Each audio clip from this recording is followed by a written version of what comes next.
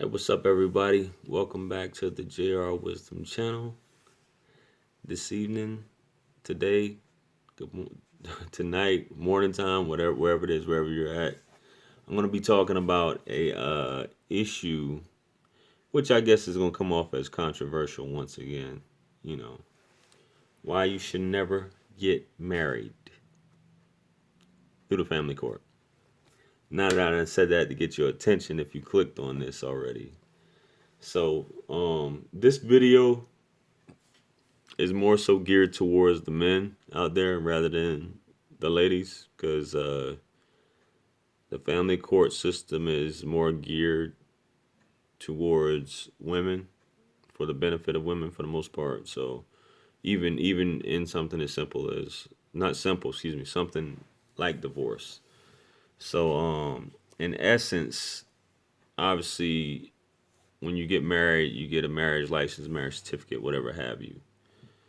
That document, and the reason why I'm saying this, that document is a government contract. And once you sign on that line, you've effectively signed on with the government, where they're now in control of your affairs for anything that goes forward. Whether you um, separate from this person or you want to separate, you're bound to this person. I'm talking about. We're not talking out. We're talking outside of God right now. We're talking about to your country. You know, you're bound to them as opposed to your church just getting a divorce or separation through that, the way they used to do back before they invented this certificate or this contract. People have been getting married for thousands of years without a certificate or a contract. But this contract opens you up to litigation in the event that you no longer want to be with someone or vice versa. So because of the rules, and by all means, I'm no lawyer, I'm not giving you legal advice. I'm just giving my opinion on something and just giving some routine things that tend to happen in a divorce or the process of divorce that people might not think about. There are rules of the court and procedures of a family court that regulates, the process of divorce, and it varies from state to state, but it's generally the same on how they conduct business. So everyone has their rights. Husband and wife has their rights, and they are not to be violated. So because of, an effort to have for due process, this process can take a very long time, and it can be drawn out and expensive, even if you really don't have anything. If you're dealing with a vindictive person, um, it it can be very, very difficult. And if there's no communication, it can be very difficult. It's almost impossible, unless you and that person are on good terms and it's amicable. It's almost impossible to get divorced without an attorney, without a lawyer. So, um, some people use these laws and these procedures, to their advantage. Someone, they can actually make you remain married to them, and they can push it all the way to where you have to go to trial. As far as something being contested, contesting it.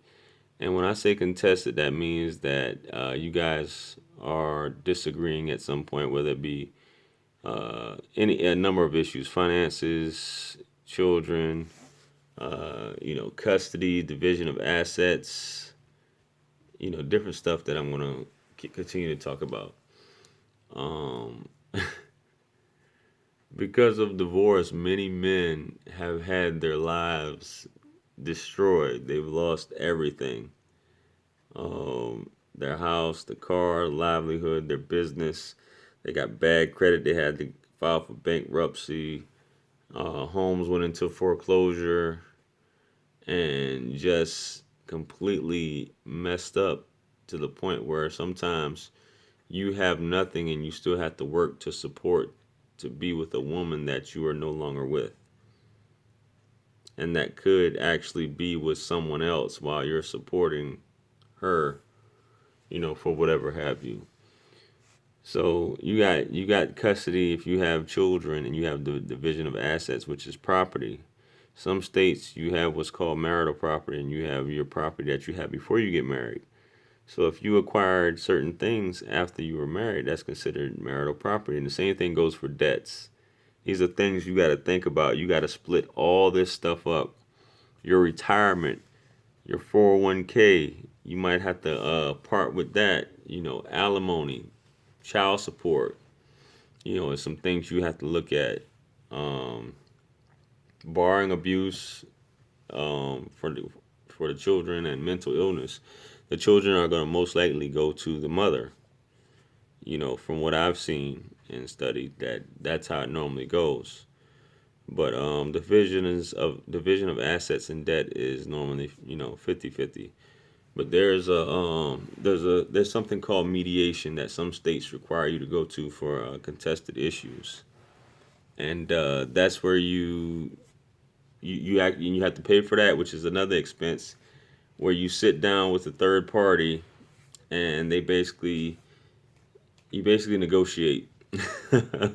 You negotiate on, okay, this for this. Okay, how about I give you this for this? How about this for this for this? Okay, this is what I want. This is what you want. This is what I want. This is what you want. Back and forth through that third party, and this can be expensive as well. Stuff like that. Some states have a cool off period where you can't just get divorced immediately. Some places you have to wait 6 months. Some places you have to wait a year before you can actually get divorced. And basically you're separated from that person at that point. So keep in mind you are still married while you're separated from for this person, even though the court orders you to be separated for a year. You're not supposed to have a sexual relationship with anyone, because that's still considered adultery. You know what I'm saying? If you have children and you and your spouse can't decide on you know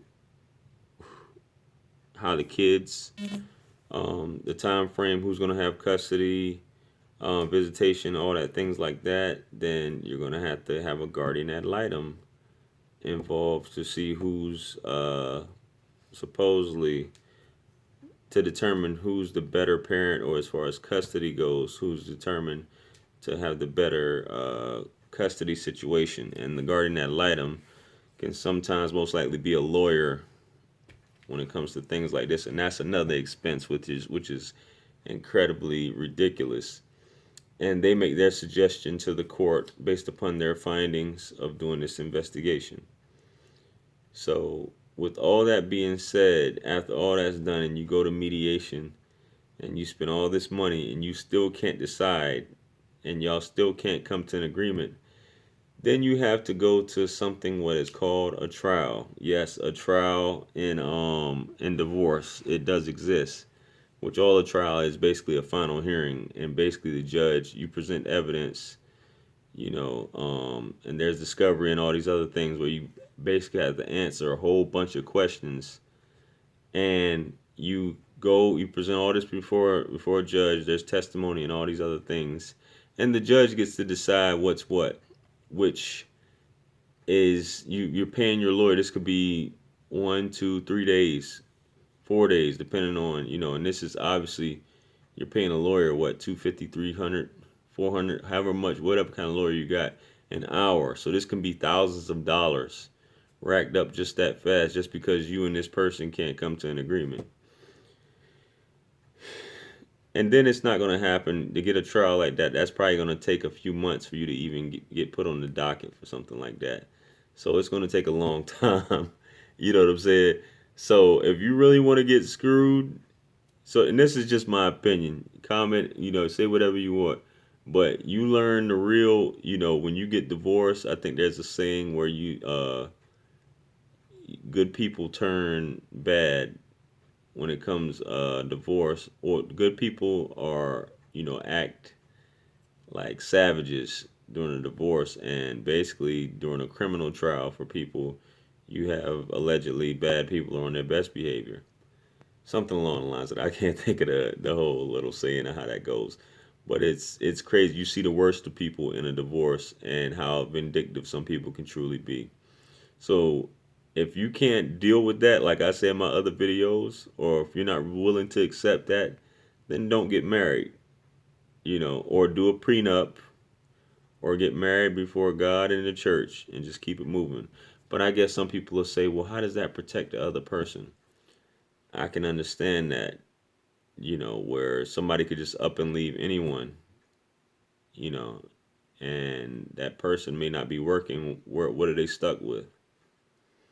I can understand that, but I guess these are some things just to keep in mind. Only other solution, I don't have a solution, alternate solution to say about that, but people have been doing it for thousands of years, like I said. You know what I'm saying?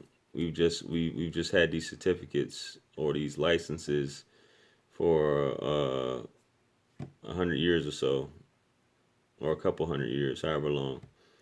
But that's just something for you guys to keep in mind. It's a heck of a process, and there's a lot of, like I said, a lot of men have gone down. Even if the woman didn't want to be with them and the woman initiated the divorce, or just got tired of this guy or this man for whatever reason and didn't want to be with him, and she files for divorce, he still has to come up off it like that. But that's just the way it is. That's how it works. Once you sign on that paperwork, you set yourself up to litigation at that point for that. So feel free to comment on this. I want to hear your thoughts. Like, share, comment, subscribe. Follow me on Facebook. Check out my books on Amazon. Follow me on Instagram. Follow you back. And just remember, especially for y'all who've been divorced, anything lost can be found again, except for time wasted. So I'll catch y'all on the next video. Peace.